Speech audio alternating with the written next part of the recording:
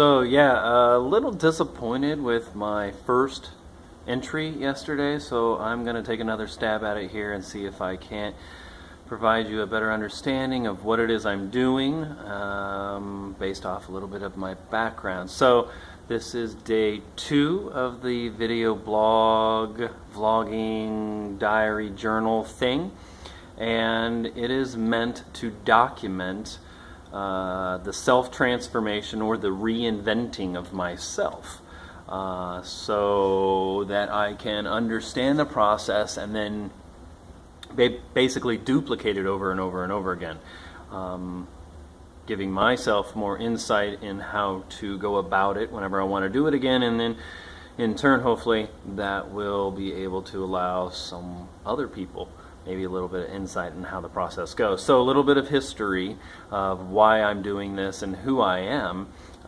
Just a few days ago I had my 40th birthday, and I thought that that would be a good time to reinvent myself and to make the transformation. So I've sold everything that I own, and I'm going to move to a new state, use a pseudonym, find a new career, new friends, and just kind of see what happens. It's going to be a lot of things I'm going to have to do along the way, but I don't know, we'll see how it goes. Where I came from, well, why I'm kind of suited for this type of adventure is because I know nothing besides change. If I'm not running towards change, I get bored very, very fast. Which is why I've lived in, let's see, 39, soon to be 40 different residents in 40 years. Lived with 30 different people in 16 different cities across 6 different states.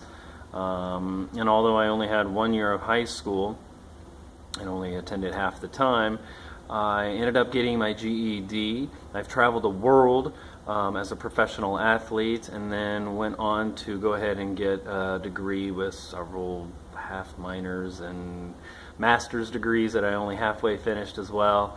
I've worked for 30 plus companies, 46 different positions, and had 4 different careers. So it's been quite an adventure. I've had a really good time, and I just want to do it again. So this should be an interesting ride along.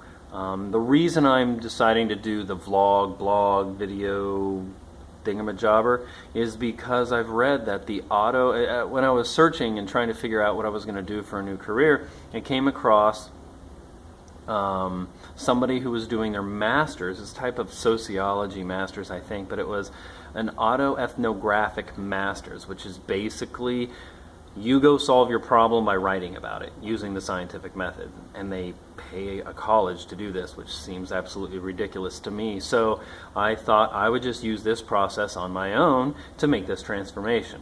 So I dug a little deeper in reading about the autoethnographic process, and while reading it, it basically defines psychological resilience. So I was like, bonus.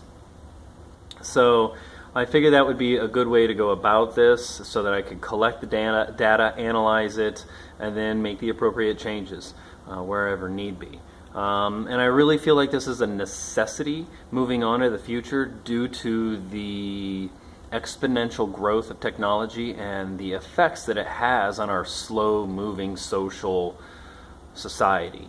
And we don't seem to adapt to change as fast as change is happening now due to technology. And I feel like that being able to adapt to change, what was for me a survival skill and has now become an obsession, I think more people are going to need to know how to do this.